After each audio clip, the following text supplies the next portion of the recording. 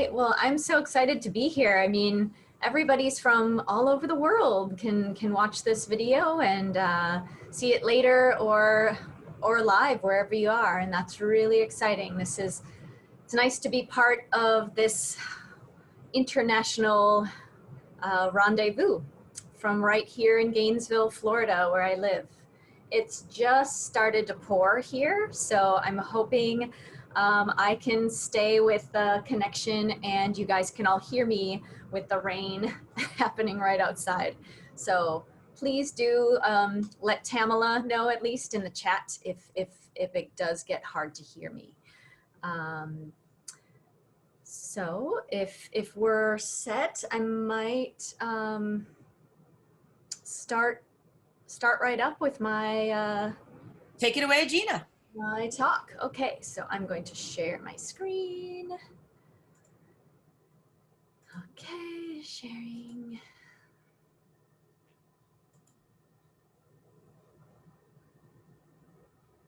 All right. Okay, get rid of this. Good. Can everyone see that? I'm going to assume you can. Looks good. All right, great. So I will talk about research that I've done through my small nonprofit that I work for, based out of Gainesville, Florida. We are the Avian Research and Conservation Institute, and we're a nonprofit that studies bird conservation for rare and endangered and imperiled birds throughout the Southeast United States and beyond. So a lot of the species we study are migratory, and they use areas within the Caribbean, and some of them migrate to Central and South America and throughout the Caribbean as well.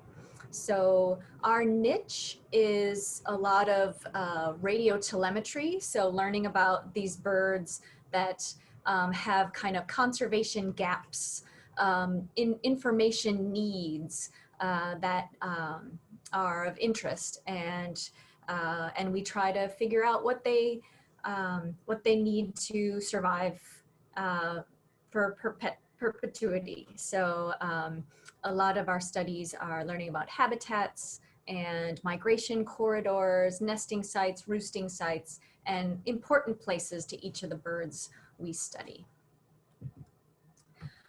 We had been featured in an article in the Nature Conservancy in 2016. I'm going to give a shout out to a wonderful photographer, Max Stone. So a lot of the photos you'll see here today of climbing and of the swallowtail kites are of his great work. And so we collaborated on this article and then some online stories that I'll show you as well. But the bird that got us on the cover of the Nature Conservancy was the swallow-tailed kite. Swallow-tailed kites are neotropical migrants. It's a hawk, so it's got like a 4-foot wingspan, beautiful, black and white, very distinctive. When people see a swallow-tailed kite, they know that is something they can look up and figure out what it is. So it's kind of a awe-inspiring bird. And it's of conservation interest because they've gone through a lot of range constriction. So they used to live and nest all the way up the Mississippi River in portions of 21 states before the 1940s.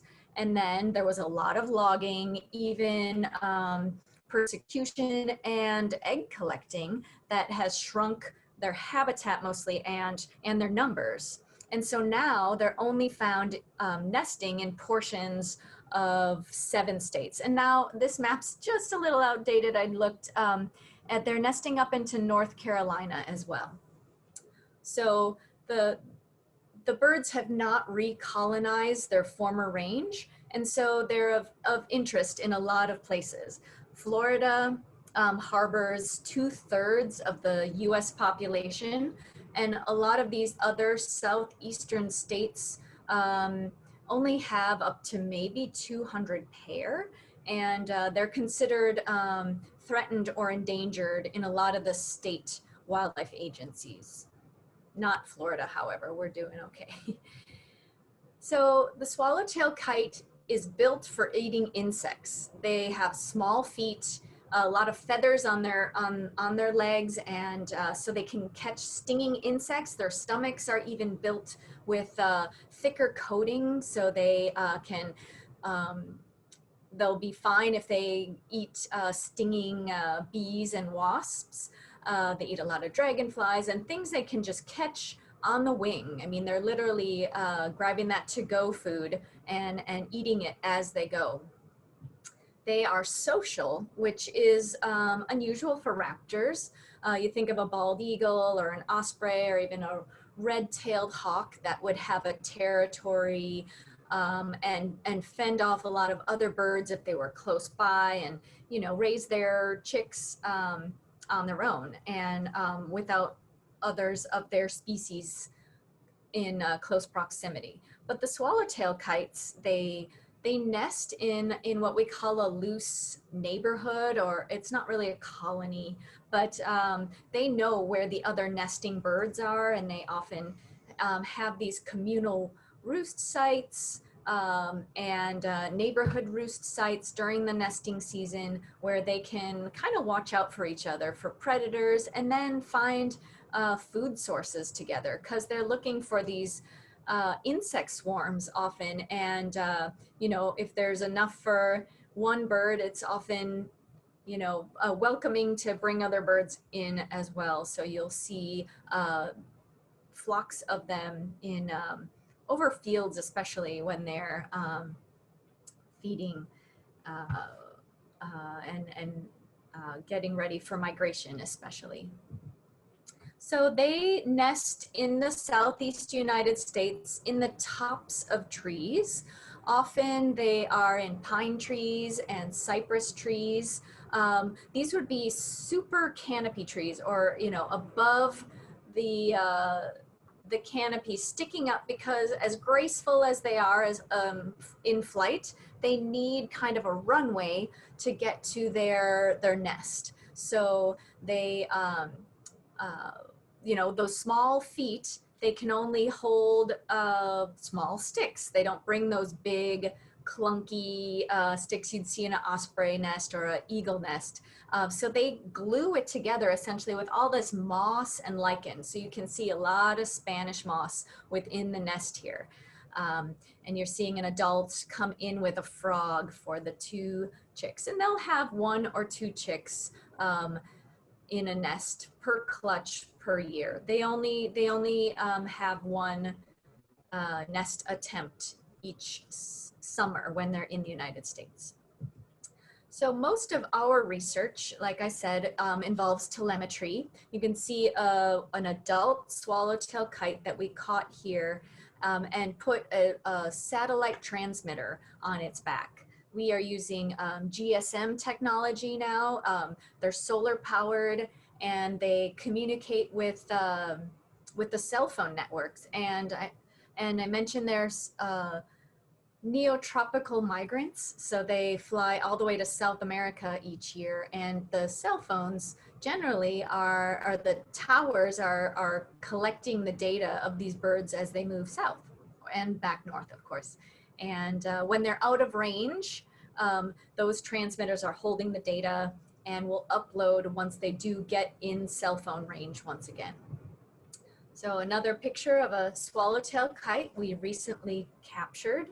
We catch them on the nesting territories and work the bird up, take a few measurements. We're putting a hood on it to calm it down and just reduce the stress as much as possible for the tagging and measuring process. This all takes about 25 to 40 minutes, and we release the bird right there, get out of the way, and let the birds return to their regularly scheduled day plan.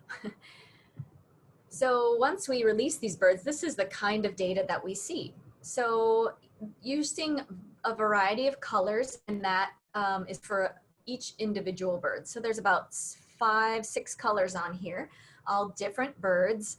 The dots are very accurate GPS locations of where the birds were, and those lines are just connecting the sequential points. But with this data, we can overlay it on a variety of maps in map tools, looking at habitat use, looking at frequency of locations, finding roost and nest sites. And then, of course, looking at the whole migration corridor, and then stopover sites and wintering locations as well. So I mentioned that the birds are social. This phenomenon of pre-migratory communal roosts happens each July in Florida and throughout the Southeast where these birds are. So the chicks have fledged, they're on the wing, and they follow their the adult kites to these communal areas where the kites gather to socialize basically before migration. So they'll rest here at night, and then during the day they'll go off to a variety of foraging areas and find food so they can fatten up for their migration.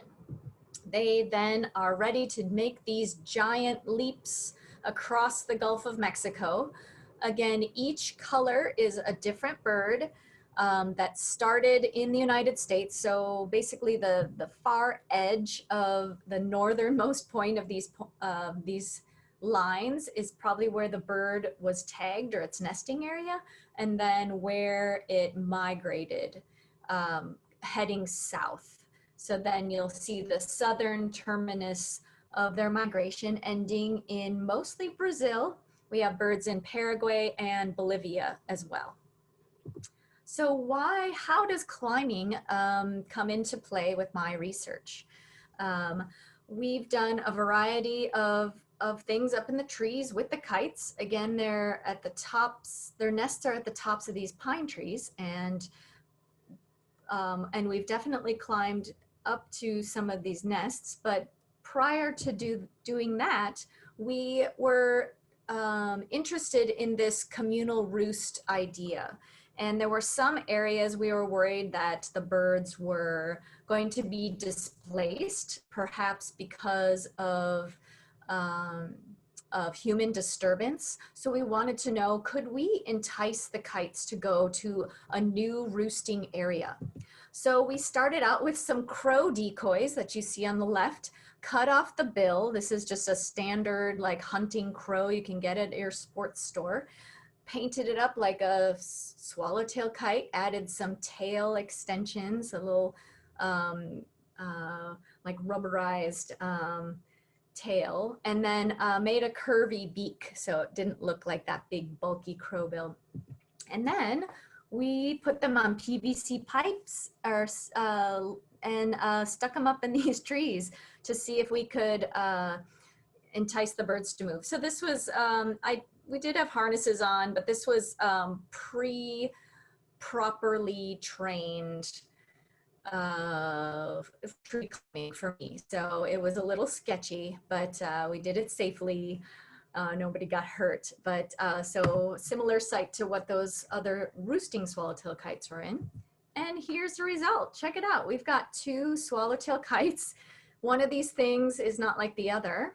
So that bottom one, you can see that is a decoy, and that bottom swallowtail kite's really trying to figure it out. Like, are you for real? So we were elated. We were ecstatic that we could get swallowtail kites to roost with our silly little decoys. They're social. They want to be with their buddies.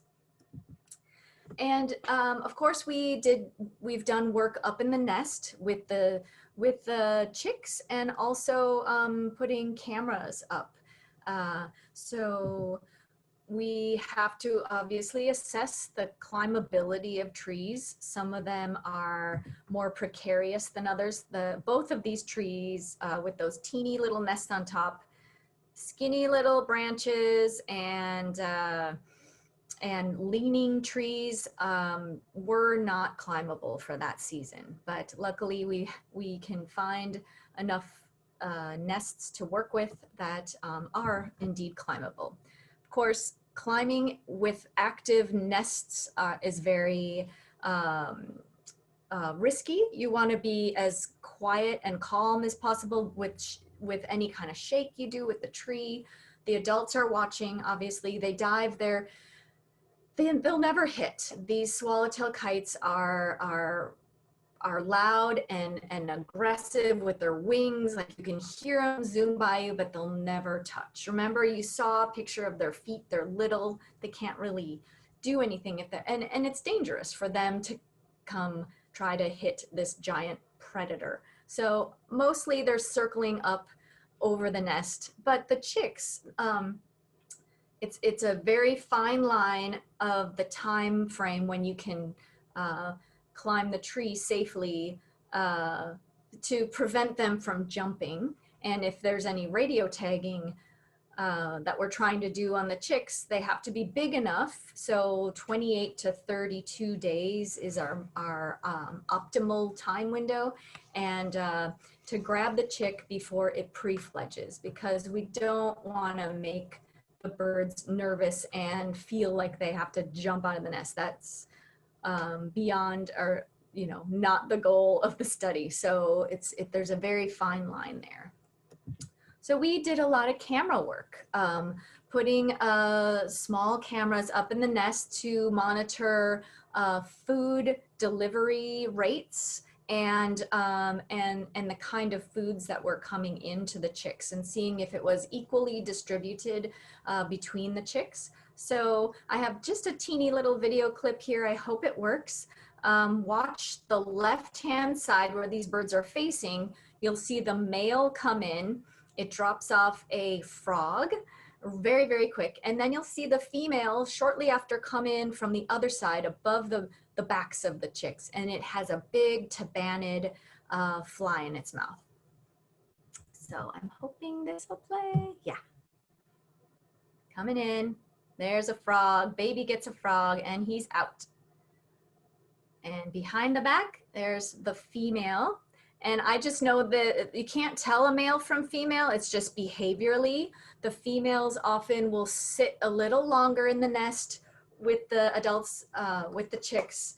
And now watch her. She's looking down. She'll look down in the nest to see if there's any other food items left. If like if a food item at this age of the chicks is too big, the female will spend time like ripping up the bits so the chicks are able to eat it. All right, nothing to see here. So she is out, getting some loft, right? She's getting up high so she can dive down. So we did some camera work, and we've got a paper out about the prey delivery rates, and throughout the day that birds, the swallowtail kites were feeding chicks different items depending on the time of day. So in the morning, the reptiles and amphibians would be getting into the sun to get warm. The anoles, the small tree snakes like rough green snakes, anoles, and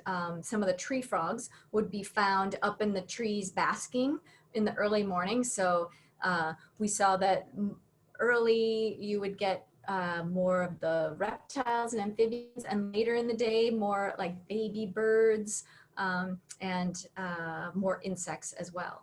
So I did mention the adults eat mostly insects because they want to be on the wing and flying while they eat, just don't want to slow down and perch. But they can't just bring back a beetle or a wasp a million times to these chicks. They have to get a bigger package, like a meaty source of food. So that's why they collect bigger things like amphibians, small snakes, and baby birds.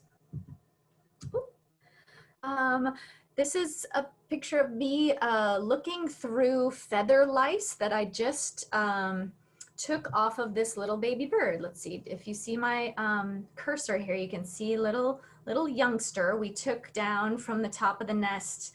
And then I put some pyrethrin powder in its wings, and then shake out any feather mites or lice.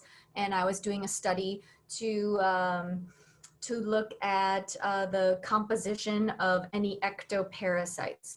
And I found, and we discovered 2 new species on the swallowtail kite that had never been discovered before. So you never know. I mean, each bird has its own like biota hanging out in its wings and in its blood. And so that was just kind of a little side project because we were putting radio transmitters on these birds, that we had them in the hand and thought I should take advantage. So, and here is a picture of a baby swallowtail kite, probably 30 days old here. We had just put this VHF transmitter. You can see the antenna here, little unit here, and that lasts about 4 years. So each year, each summer when they come back, we were flying in a small plane with antennas on the wings that we could listen to each frequency of all the birds that we had out there and try to find them. And we were seeing that a lot of the swallowtail kite chicks were not near their nesting area. So they don't nest on the year after they're born often. It's possible, but most of the adults are already on territories, and the young of the year take some time to just kind of figure out where all the other swallowtail kites are. They travel, they go. A bird from South Florida might go into Georgia or South Carolina. They move a lot, and that was really neat to see juvenile survival and dispersal. Swallowtail kites in Florida often nest in industrial timber forests. So, you know, obviously they're cutting forests to provide lumber and product for paper and all these things. But we've worked with many timber companies across the Southeast that are interested in doing what they can for swallowtail kites. And, you know, as long as there are mature trees that are big enough in certain parts of their rotation, the swallowtail kites do really well. It's just this kind of composition of lower shrubby areas, some of the medium-sized trees, and, you know, within certain areas, there's a lot of wetlands throughout the Southeast that provide good food for the birds when they're nesting. And so they're doing quite well on these timber companies' properties, and we're working with them to give them more advice on what they can do even more to increase swallowtail kite productivity without doing too much, you know, removing too many trees or, you know, changing their bottom line. So it's a win-win. So one of the things we wanted to... Yeah, if I can interrupt you for just a minute. This topography view is stunning, and we can certainly see why you would need to track them over this wide area. And we do have a question from the audience. Are the antennas removed prior to year 4 of their use, or what happens to them? That's a good question. No, it is really hard to catch a bird once you've caught it before. Sometimes when they're in a known nest area and then you can find it on that 4th year, you can definitely give it a try. There's a certain method we use, but we are using a tubular Teflon harness design that crisscrosses around the body, and it's non-abrasive. It's fit to the bird specifically, so it has room to, you know, get fat or get skinny, you know, throughout the year as the demands are on it. And it is never too tight or never too loose that they might get a foot caught in it or anything like that.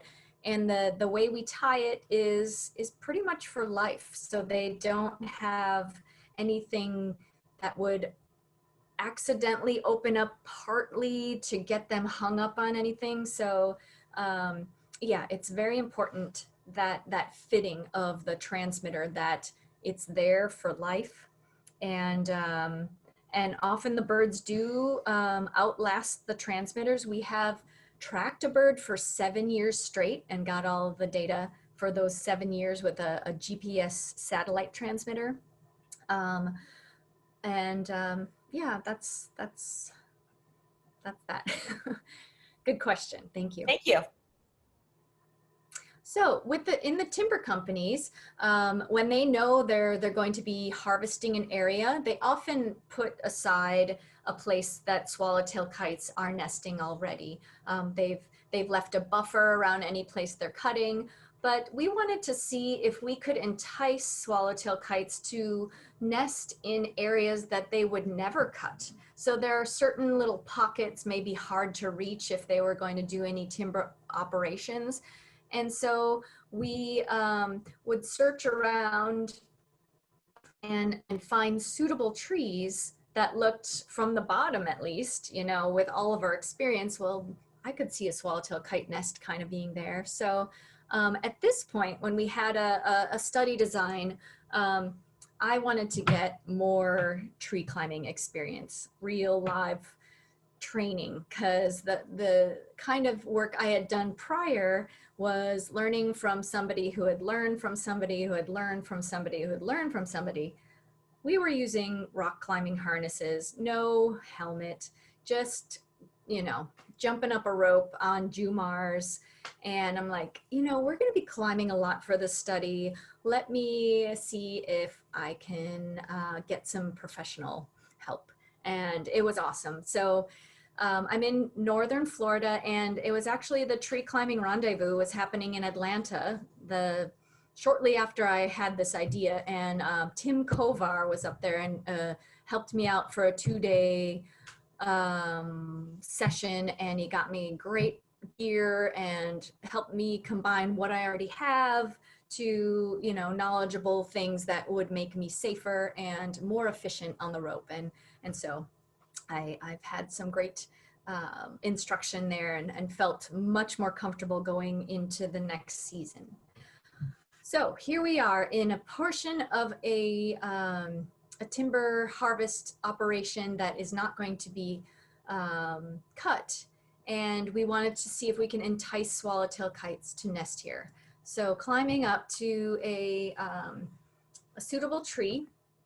But first we have our, we made some platform nests. So we started with this like plastic chicken wire square that we weave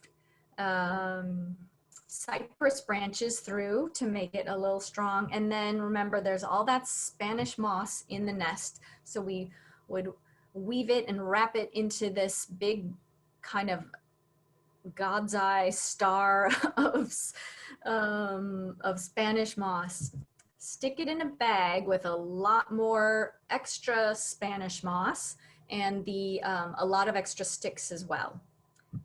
And then I would climb up the tree, and my partner, and then I'd send down a rope on a pulley for partner on the ground to pull up this bag of stuff. So we've got our starter nest, a bunch of sticks, and moss to put in a tree crotch at the top of in the high up in the canopy that looked like it had a nice runway for the swallowtail kites to get in and out. And this is what I created. So this is that little chicken wire box is zip tied to the branches, and I just shove extra sticks, extra moss, just kind of wrap it up, make it feel secure and sturdy. And you know, before I kind of set this, I do break a few little teeny branches so it looks like there's a runway for the kites to get in and out. And then we wait. But I want to show you, okay, this is a real swallowtail kite nest. I did not build that, but hey, that looks pretty good, right? I'd check it out if I was a swallowtail. I don't know if I'd nest there, but, and that was kind of the idea. You know, we wanted to put these structures up to see if we could just get the interest of the swallowtail kites as they were coming back. So this was done right before they would come back in the spring, so late February. And then we would put up those decoys, remember from before, those plastic swallowtail kites on PVC posts. Again, another group of zip ties just holding that pole. And you know, those poles, we want to get up above the canopy. So I wasn't climbing to the tippy top of these pine trees, but these poles let me get those kites to a higher level. And here you can see a pair of plastic decoy kites. And these were within 200 to 300 meters from that nest platform that I made. You don't want to do it too close. The idea here was that passing by swallowtail kites might see these decoys and say, oh, there's swallowtail kites here. Maybe there is a nest, or maybe they're nesting, and maybe there's habitat for more of us to nest here. And that's kind of the idea. And I'm happy to say that this isn't a go-to like automatic thing that the swallowtail kites will use. However, we have had birds within all three, South Carolina, Georgia, and Florida, use our exact nest platform, which was unreal. I was ecstatic. And also, some birds nested very close to that nest platform that I would make in the tree. So that is also as much of a success. If they came to that stand of trees, nesting close to the little platform that I put up. So it's a lot of work. It was just a quick look to see if we could do it. So, you know, in a pinch, perhaps if things got really bad with swallowtail kites and we had to try to move them to new areas, that this could be put into a bigger project. But they obviously are attracted to nests and the decoys because of their social aspect in their lives. So to learn more about our work and see more Max Stone photos, we had an article come out just last year, just about a year ago exactly, with Biographic here, and it was a twin article. It's all online. The Secret Lives of Swallowtail Kites. If you Google that and Audubon, you should find these nice pictorial and storyboard on some of our work. And I invite you to do that. So just a couple more little things about other climbing work we've done with ARCI. Their short-tailed hawks are a rare hawk that's found in Florida. There's only about 200 pair of these birds. They have a light morph, which you see on the right, and a dark morph. They'll be one or the other, and they'll interbreed. It's not a male-female thing, but they are secretive and live in these beautiful, deep, beautiful swamp forests. They eat birds, so they're like the size of a red shoulder hawk, so a little bit smaller than a red-tailed hawk, which you may be familiar with. But they soar super high in the sky and they kite. They just hover in the sky, not moving their wings, but they'll just find the wind and they'll just hang there watching the canopy or the vegetation below and just blast down out of nowhere, catching birds. So we've had research projects looking at short-tailed hawk nest suitability and locations throughout Florida. So we did some more camera work here. We've got our crew out. We had to walk, you know, about a mile into a beautiful cypress forest. You can see we hauled in a marine cycle battery to power a camera, which we're getting ready to climb up and put there in the tree to monitor what kind of, the same kind of things like prey delivery rates and species of birds that they were delivering. So a picture of the camera in the tree, very, very unassuming. And of course we watch the birds' behavior to see if they're reacting to the camera. Some birds are completely oblivious. Some will look and, you know, take a view. And some, like with the swallowtail kites, we've had a few that just don't like it at all and hang on it, you know. And so we're like, all right, let's get it out as soon as possible. They're not acting like normal birds. So that's definitely a consideration too. And of course, well, then we get to see their little chicks.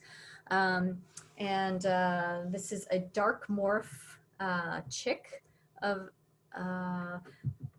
these swallow or short-tailed hawks. You can see we band them too. We've done telemetry as well. This bird would be a little too small to put a transmitter on, but we were also doing a survey of sex ratio study of the birds, of nestlings, to see if there were more females or males within a nesting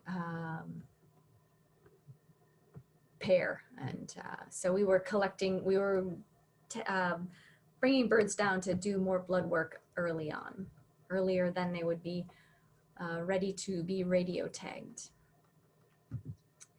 And last little point here, Mississippi kites. So because I had some